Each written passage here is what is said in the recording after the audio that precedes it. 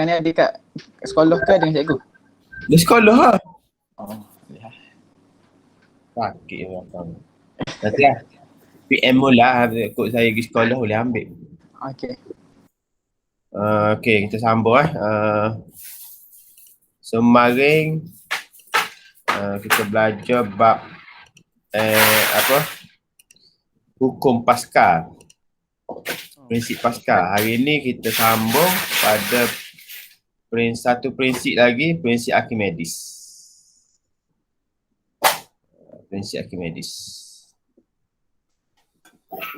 Okey, prinsip Archimedes ni kita mula majlis kita punya umul kitab Al-Fatihah. Auzubillahi minasyaitanir rajim. Bismillahirrahmanirrahim. Alhamdulillahirabbil alamin. Ya kana wa iyyaka nasta'in.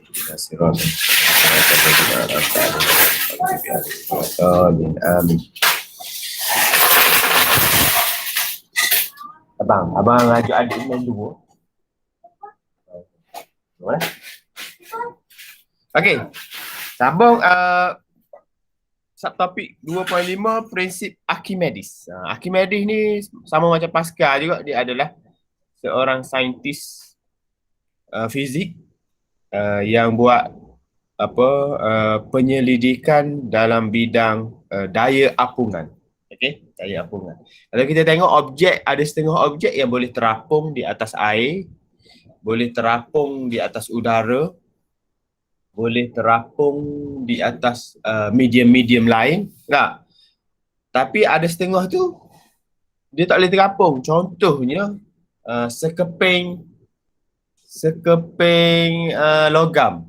Saya letak dalam air, dia tenggelam. Tapi kalau logam tu saya ambil buat bentuk dia macam bentuk kapas kan, dia boleh terapung. Sebab apa? Okey. Itulah yang akan kita rungkai pada hari ini, iaitu prinsip Archimedes berkenaan dengan daya apungan. Tak? Okey, daya apungan ni adalah daya yang bertindak ke atas, ke arah atas, berat ke arah bawah. Daya apungan ni ke arah atas, daya yang menentang berat. Apabila terdapat perbezaan di antara permukaan atas dengan permukaan bawah. Okey. Archimedes ni macam mana dia boleh buat penyelidikan pasal ni? Pada suatu pagi, selepas dia lepas bangun tidur, dia pun tengok isteri dia pun pergi ke tandas dan masuk dalam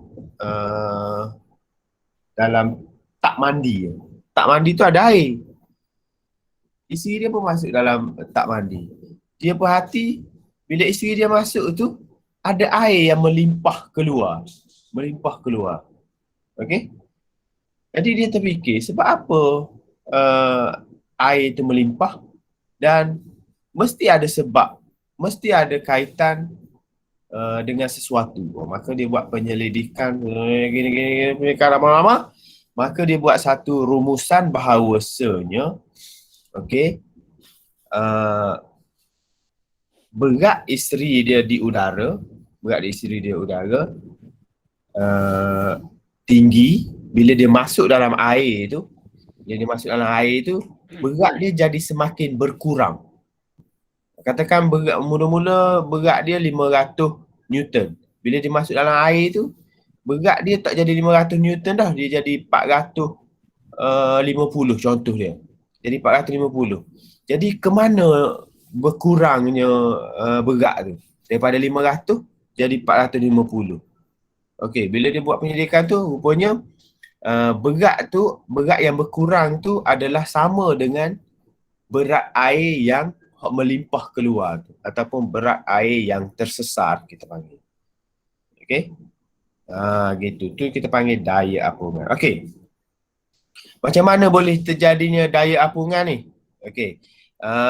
Bila objek berada dalam satu medium lain, contohnya medium air, akan ada dua tekanan di bahagian bawah dan tekanan di bahagian atas. Di tekanan bahagian atas, tekanan di bahagian bawah. Okey. Jadi terdapat perbezaan tekanan. Kalau tekanan dalam air, rumus dia adalah H rho G. Tak? Rumus dia adalah H rho G. Okey. Jadi kalau sini daya yang bertindak ke atas permukaan atas dengan permukaan bawah ni, daya sama dengan P per A, sebab daya tekanan sama dengan P sama dengan F per A lah. Jadi kalau kita nak cari daya sini, daya sama dengan tekanan darab dengan luas permukaan. Jadi F sama dengan PA. Okay, luas permukaan. Okey, jadi kalau nak cari bahagian atas, okay, tekanan dalam air, rumus dia H rho G. Lepas tu H rho G ni ada A pula sini, darab dengan A. Okey, H rho G A. Sini. Ni hak satu, hak bahagian atas. Bahagian bawah pula H2 sebab kedalaman dia lebih daripada kedalaman H1. Maka untuk bahagian bawah ni pula kita dapat H2 rho G darab dengan luas permukaan. Okey. Lepas tu kita nak cari beza daya pula, beza daya iaitu daya apungan. Kita tolak, maka H2 tolak H1 ada bersamaan dengan H ketinggian tenggelam tu. Lepas tu bila kita faktorkan dia akan jadi macam ni. Rho sama dengan AHG. AH tu sama juga, luas permukaan darab dengan tinggi objek ni sama dengan isi padu. Ni adalah sama dengan V, isi padu objek. Okey. Maka terbitlah rumus FB, daya apungan sama dengan rho VG. Ketumpatan darab dengan isi padu objek darab dengan graviti. Maka dia akan dapat daya apungan situ. Okey. Boleh So prinsip Archimedes ni menyatakan bahawa objek yang terendam sebahagian atau sepenuhnya dalam suatu bendaleh mengalami daya apungan yang sama dengan berat bendaleh yang disesarkan. Okey, kalau saya ada objek batu lah, katakan batu lah, saya gantung di satu alat sini.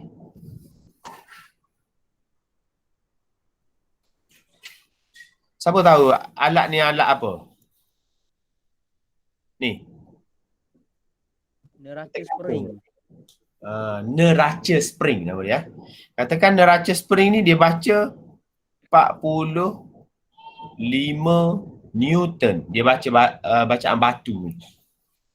Batu. Okey. Lepas tu saya ambil batu yang sama. Okey. Saya pun letak dia dalam air. Katakan dalam air ni. Okey, dalam air. Bacaan dia jadi 42 Newton. Okey. Daripada 45 kurang sebanyak 3 Newton.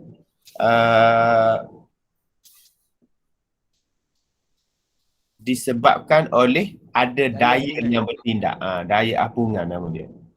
Daya apungan, maka ada air yang melimpah keluar. Okey, air ni berat dia kalau kita timbang, berat air ni adalah 3 Newton. 45 tolak 42 sama dengan 3 Newton. Jadi Archimedes kata objek yang terendam sebahagian atau sepenuhnya dalam satu bendaleh mengalami daya apungan yang sama dengan berat bendaleh yang disesarkan. Berat bendaleh tu juga rumus dia rho VG. Rho VG. Isi padu ni. Isi padu air ni. Isi padu air yang tersesar ni sama dengan isi padu objek ni. Isi padu dia adalah sama. Dan berat isi padu air yang tersesar ni adalah sama dengan daya apungan. Boleh? Boleh awak kena tahu rho VG. Rho tu ketumpatan apa? Ketumpatan cecair yang kita guna. Okey.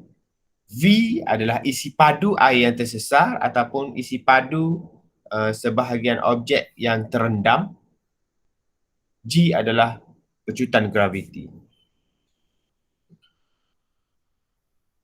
Okey, baik daya apungan sama dengan berat air yang disesar, kehilangan berat ketara tadi. Kehilangan tadi Okey, ni Archimedes ni. Archimedes tu isteri dia nama Eureka. Sebab tu ada alat di makmal, alat yang mengukur bekas yang nak buat ujian prinsip Archimedes ni, nama dia bekas Eureka, nama sempurna bini dia. Okey, kalau objek yang terapung tu dia pegung tak? Pegung terapung tak semestinya nampak gini. Okey, ada satu bekas, ada 3 keadaan. Objek tu mula-mula hidup gini. Satu hidup gini. Satu lagi dia duduk sini.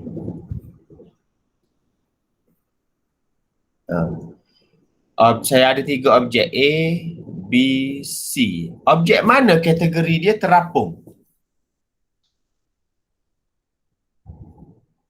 Objek mana terapung?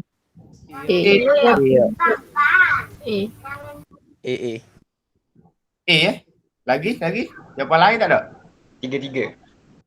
Dia sebenarnya terapung tu, ketiga-tiga objek itu adalah objek yang terapung. Nah, kalau objek yang tenggelam, dia mesti duduk di dasar. Boleh? Boleh. Okey. Kalau satu objek tu berada dalam air, okey, dia ada 2 daya yang sebenarnya yang bertindak. Yang pertama, daya ke bawah ni adalah berat. Dan daya ke atas dia adalah daya Apungan. Daya apungan. Okey, dia ada 2 daya. Jadi kalau objek tu pegun ataupun terapung, dia sedang mengalami keseimbangan daya. Maka kita boleh rumuskan bahawasanya adalah berat objek sama dengan daya apungan. Sama daya apungan pula adalah sama dengan berat air tersesar. Mana? Berat air yang tersesar. Berat air tersesar tu air yang melimpah keluar tu. Harap.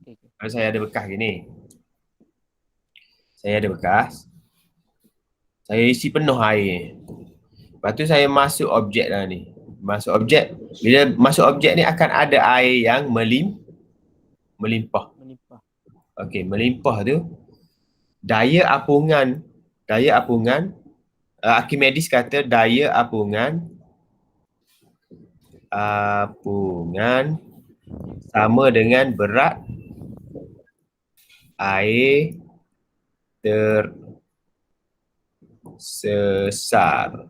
Okey, bila dalam situasi objek yang terapung, sebab dia pegung, jadi daya apungan FB sama dengan W.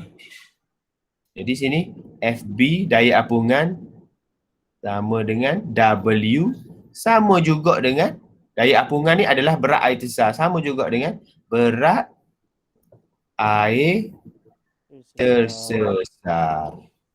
Gitu. 3 benda. Okey, kalaulah berat dia lebih daripada daya apungan, objek tu akan terus bergerak ke bawah dan dia akan berhenti pada dasar.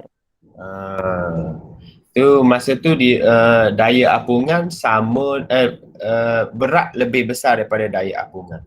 Kalau daya apungan lebih besar daripada berat, dia akan naik ke atas. Sehinggalah dia akan berhenti di sini. masa tu daya apungan sama dengan berat. Boleh? Boleh. Okey. Boleh. Okey, kapal berada keseimbangan daya, maka daya paduan adalah sifat. Oleh itu berat kapal sama dengan daya apungan. Sebab tu kalau awak tengok kapal tu dia ada garisan plimsoll dia panggil. Mana dah garisan plimsoll? Tu. Kapal ni dia ada garisan plimsoll. Kalau awak tengok garisan plimsoll ni adalah petunjuk kepada muatan kapal. Okey. Kapal tu dia boleh muat barang, muat sehinggalah pada garisan hok ni.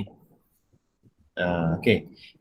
Bila dia sampai ke garisan hok merah ni, dia akan berhenti dah bubuh barang. Maksudnya tak boleh dah bubuh. Kalau dia bubuh juga, pada satu masa dia akan lalu di kawasan air yang berketumpatan rendah. Faham tak? Bila berketumpatan rendah, maka kapal tu akan tenggelam. Dalam laut ada kawasan yang ketumpatan tinggi. Contohnya laut Merah di Arab. Tanah Arab tu adalah laut paling tinggi ketumpatan dia. Kalau awak tak reti berenang pun, kalau kita terjun dalam laut tu, dia akan timbul. Sebab apa? Ketumpatan dia sangat tinggi. Tak mungkin ada orang lemah dalam laut tu. Sebab apa? Sebab ketumpatan dia sangat tinggi. Bila kita terjun, dia akan automatik akan terapung. Okey. Lepas tu pula, ada setengah laut tu pula kawasan yang berketumpatan rendah. Contohnya, kawasan muara. Dia capur dengan air sungai. Air sungai kan tak ada garam dah. Bila tak ada garam, ketumpatan dia rendah. Kalau orang nak belajar berenang, dia kena pergi belajar di kawasan air sungai. Sebab apa? Ketumpatan dia rendah, daya apungan dia rendah. Maka kita akan berusaha untuk mengapungkan diri kita. Bila kita pergi menyelam ke laut ataupun berenang ke laut, kita akan jadi lebih mudah lah.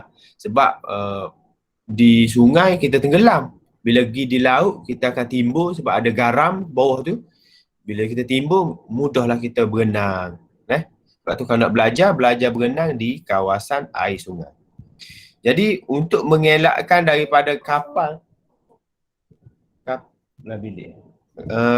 tu tenggelam, dia buat garisan plimsoll ni. Penanda aras dia lah. Kalau dia muatan lebih, kalau dia lalu di kawasan yang ketumpatan rendah, dia akan tenggelam kapal tu. Menunjukkan nama garis tu garis plimsoll ya. Okey. Aplikasi prinsip Archimedes dalam kehidupan. Okey, kalau siapa pernah jumpa ni hydrometer. Hydrometer ni kita suka ketumpatan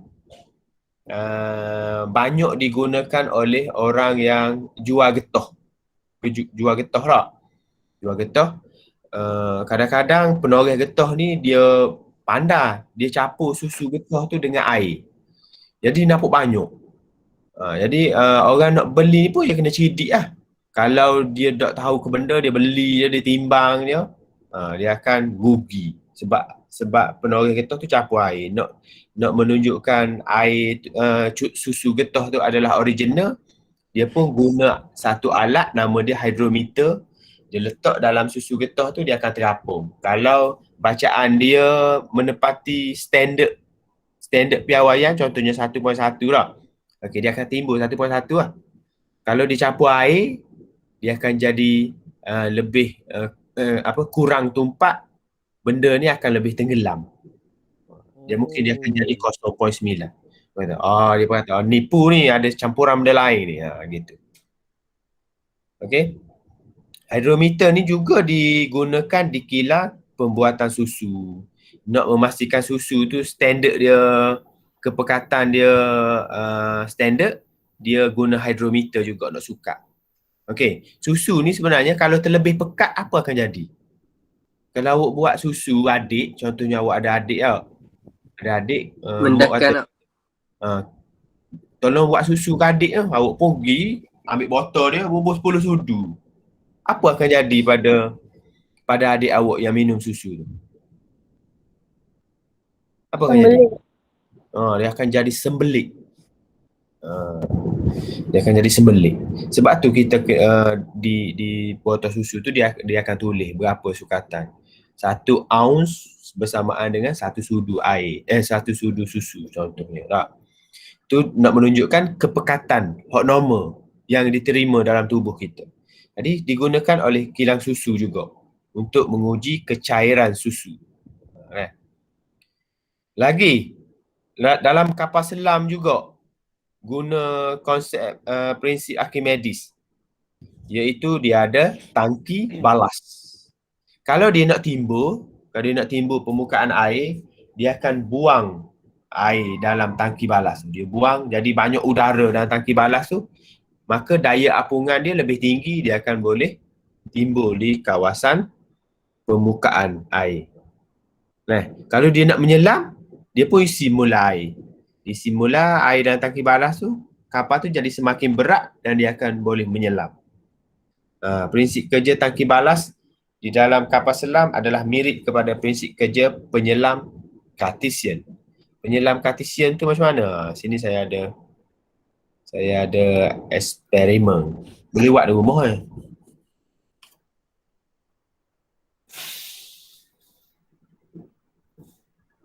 Okay, kita tengok .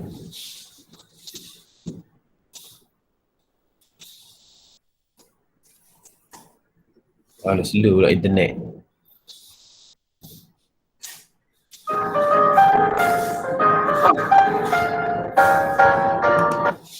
Yeah. And then put the end of the paper clip into the holes of the straw. Lambat sini. It sinks because the small straw has less air, and so there's not a lot of buoyant force, and it does not display a lot of water, and there's a lot of paper clips which make a lot of weight. So this little straw with the paper clips stay. Now we're going to put the straw with the larger size. Boleh tak? Nampak tak? Floats or sinks. Kalau dia bubuh hak besar banyak udara, dia akan dia akan terapung lebih. Air in it, and it displaces lots of water, and the buoyant force is big enough to carry the large straw. Kalau dia letak hak sederhana, maka dia akan tenggelam lebih banyak sikit. Tapi dia timbul, tapi dia tenggelam banyak. Tapi kalau dia picit, the straws are floating, and the third one is sinking. Now I'm gonna try squeezing the bottom. dia picit botol tu, One of them is sinking. tu akan tenggelam. I'm going to try making Sebab apa? the straw go in the middle.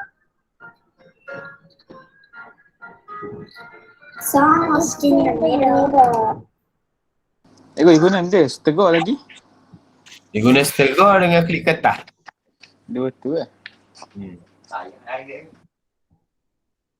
Okey. Bila dia guna setera dengan klik kertas tu, bila ditekan botol akan ada air yang masuk dalam straw tu. Bila ada air masuk dalam straw, dia jadi semakin berat dan dia akan tenggelam. Bila dia lepas, dia tak tekan botol tu, tekanan kurang, air tu akan keluar balik daripada straw dan dia akan naik balik ke permukaan.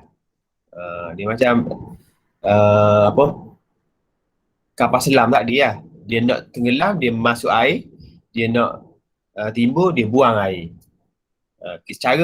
Cara eksperimen buang air, masuk air, buang air ni dengan dia tekan. Bila kita tekan, air tu akan masuk lah, tekanan tinggi. Ni contohnya ni.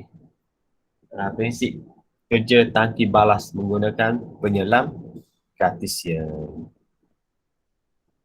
Kalau kita tengok pandangan depan kapal selam dia gini ya sebenarnya. Tempat ruang hak orang duduk tu sini je. Sini je tempat orang duduk. Kiri kanan dia tu dinding yang tebal dan ada ruang untuk air masuk dan air keluar. Kalau tu. Kalau macam kapal selam Indonesia tu, hak tenggelam hari tu, dia tenggelam terlalu dalam.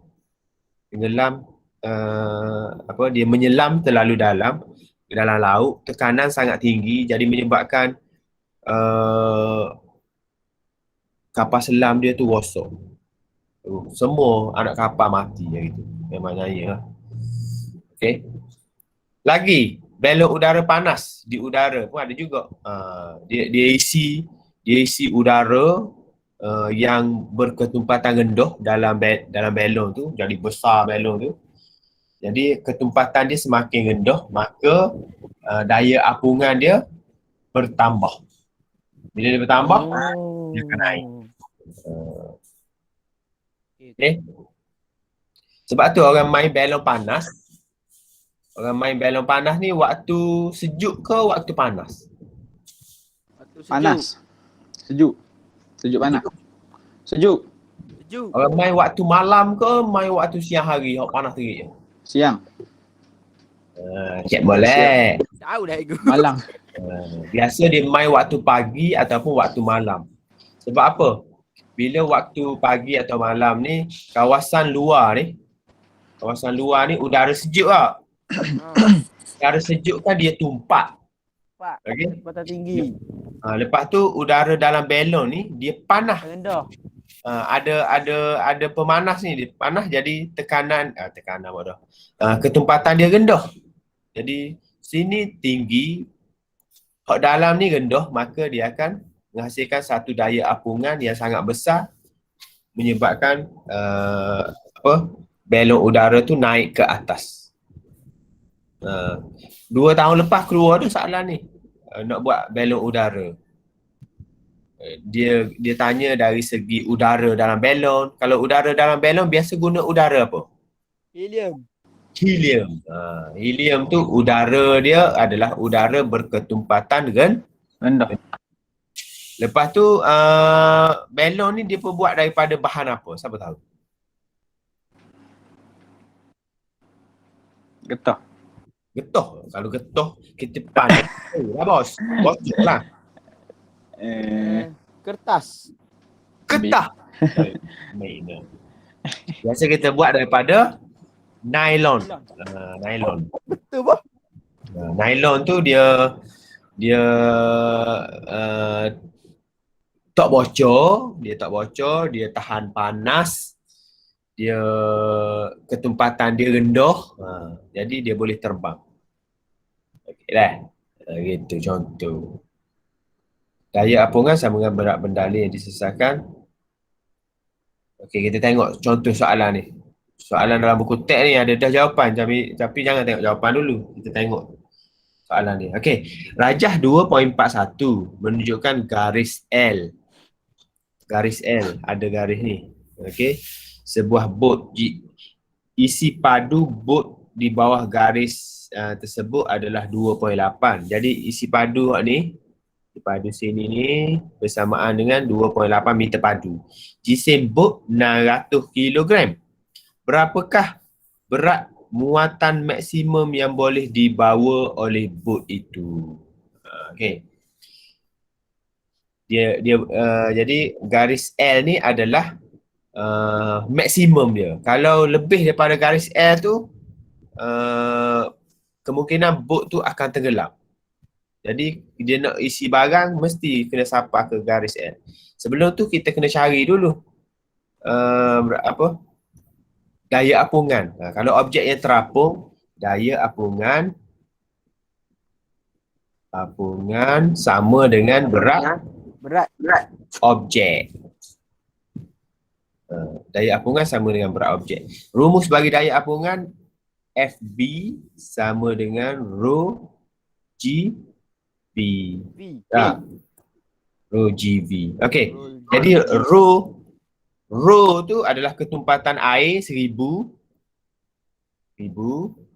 Lepas tu G 9.81. V isi padu ni 2.8. paling maksimum, maka berapa jawapan dia? Toh. Bang kira bang. Jawapan dia tu malah nak tengok.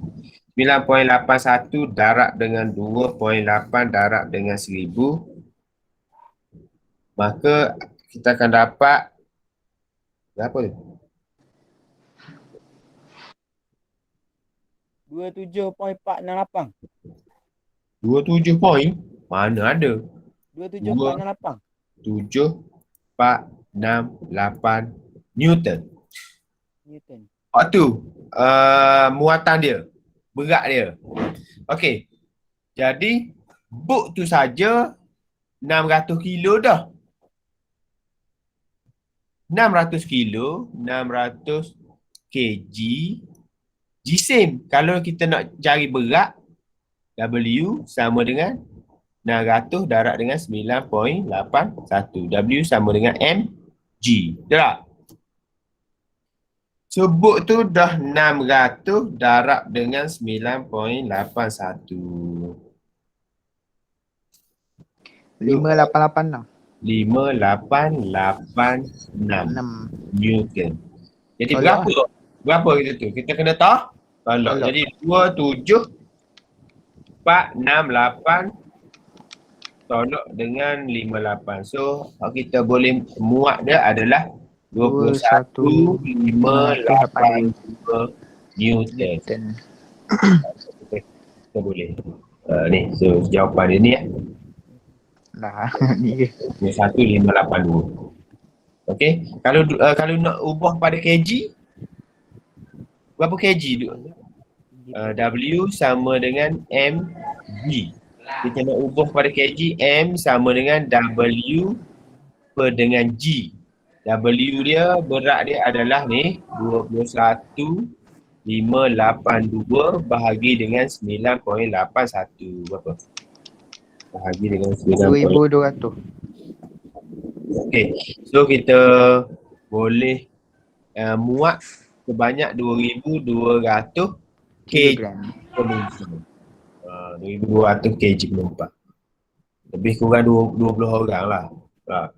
Kalau 100 kilo seorang. Itu cara dia. Boleh? Okey, contoh 2. Gambar foto 28 menunjukkan sebuah rakit terapung di laut. Jisim rakit itu adalah 54 dan ketumpatan air adalah 1080. Tentang graviti 91. Berapakah berat rakit itu?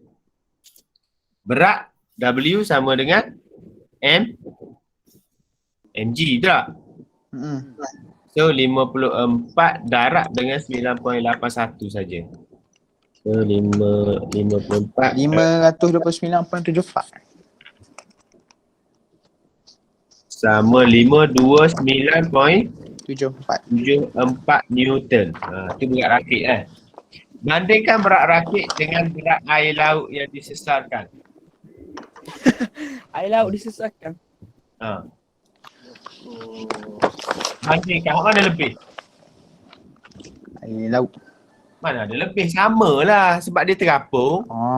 Kan Adi, berat objek sama dengan berat air tersesar. Jadi samalah.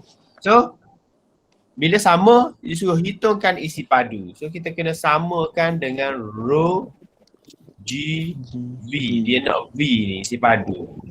So 524 bahagi 529.74 ni bahagi dengan rho G. Rho 1080, G 9.81. So bahagi, kau akan dapat 0.05. 0.05 sini.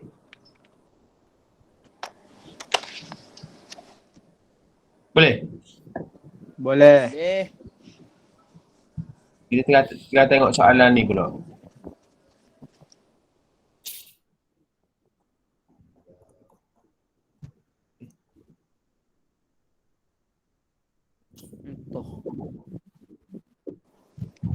Kejap. Cari soalan. Apa? Archimedes.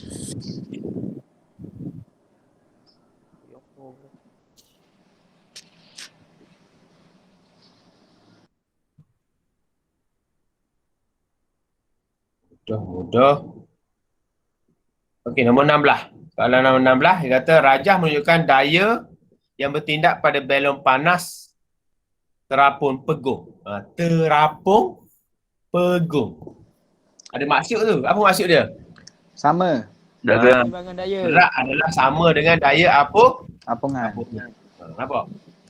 Itu. Kalau dia kata belon udara panas sedang naik ke atas. Apa maksud dia? Daya apungan lebih tinggi Dia punya berat. lebih tumpukan. Daya apungan lebih daripada berat. Kalau dia kata sedang menurun ke bawah. Berat lebih tinggi daripada daya apung. Berat lebih daripada daya apung Okey, nombor 17. Contoh. Rajah menunjukkan seekor burung bertenggek di atas bekas air kosong terapung dalam air banjir. Hubungan antara kuantiti fizikal yang manakah dalam situasi adalah betul? A. Sama. Ha? A. Kat Betul. mana? Sama. Dah C pun sama ke? Oh, dah kosong. Mana? A ke C? Saudara yang disusahkan. A ke C? Kenapa Jawapan A? dia A. Oh. Jawapan dia A. Ini isi padu. Isi padu air yang disesarkan sama dengan isi padu bahagian yang tenggelam ni. Ni isi padu bukan air. Kalau isi padu bahagian yang tenggelam ni betul. Alright. Kena beza Dia jawab soalan banyak-banyak mungkin boleh lah. Okey, kita tengok soalan nombor 25 sebelum kita stop. Okey, rajah menunjukkan belon berjisim 180 kilo terapung dalam keadaan pegun. Dia kata terapung dalam keadaan Pegun. Jadi maksudnya kita kena tahu lalu bila pegun berat sama dengan daya apung. apungan. Ataupun daya apungan ni dia banyak. Ada setengah tu disebut daya apungan. Ada setengah tu disebut daya tujah ke atas. Ataupun ada setengah tu disebut daya julangan. Dia tiga benda. Dia benda tu adalah sama tiga-tiga. Soalan ni berapakah daya tujah? Kalau dia kata terapung ni maksudnya berat lah. W sama dengan mg. 180 darab dengan 9.81. 1765.8. 1765 lebih kurang 180 lah. Sebab soalan ni soalan KSSM ni. Kena 10 lah tu Iwan. Kalau KSSM dulu dia guna 10 G tu. Tapi zaman awak ni sebab G tu semakin berkurang dah, 9.81. Berkali guna 10 dapat 1,800. Silap. 1,800. 1,800. 1,800 kan? Cikgu. Ha. Soalan Ya. tadi. Soalan atas. Dia memang kena kira gitu lah. Memang kena kira kod MG lah. Kod MG, kod berat. Sebab kita kena tahu dulu. Kalau objek yang terapung berat sama dengan daya apungan. Jadi berat rumus lain dia W sama dengan mg. Boleh? Boleh.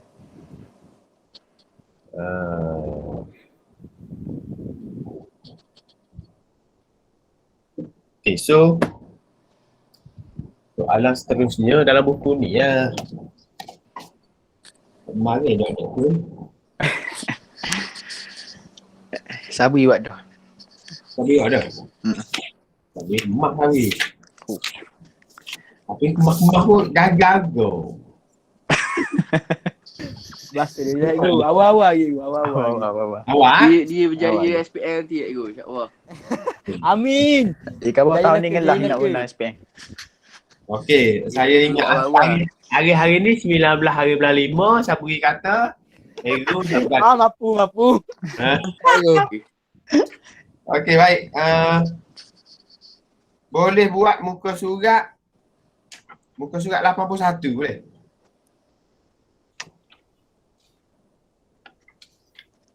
Buku ni, muka surat 81.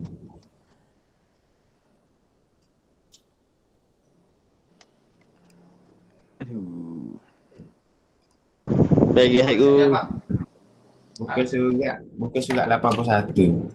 Ada berapa? 37. Oh, ada 35 orang masuk ni. Oh, bagus lah. Print screen kali. 4 orang je tak masuk. 4 orang je tak masuk ni. Alhamdulillah. Salah dah. Nampaknya semakin meningkat motivasi. Kak Arif nak periksa dah awak ni, saya rasa lah. Jadi awak mikir nak periksa dah tak? Betul Ya, tu. betul go. Kalau awak rasa dah dekat dengan periksa automatik, awak akan belajar dengan sendiri. Semangat. Kalau masih enjoy lagi tu, maksudnya dok sedar diri lagi lah. SPM batal kat bagi. Aish, Gak pakat tu pakat negara. banyak lagi perjalanan hidup awak kan. Hmm. Jangan leka. Baik untuk hari ni. So kalau tak ada apa-apa, lalu. Beres. Sabu cikgu pas PN kahwin lalu tu. Ya. Ya salah. Ina awak nasi kabui tu. Okay. Hidup main nasi minyak Orang lain mana? Hak puang tu okey tak? Okey, Afrina okey. Pasal Sabrina. Alia ni ada tak? Tidak okey. Sabrina. Ke tidur? Sabi okey. Sabi. Dia lainkan kat tangan dia. Okey, batin beres okey. Kalau beres kita stop sini dulu. Beres. Kita sambung Lagi. lain kali insya-Allah. Kita tangguh dengan tasbih kafarah dan surah Al-As subhanakallahumma wa bihamdika la ilaha illa anta. Awak mahu ku zawi. Siapa pergi bagus dia insaf lah. Alhamdulillah. Sama. Boleh lagi kan? Select apa? Dia malah repeat saya. Je. Okey, ya. Assalamualaikum warahmatullahi wabarakatuh.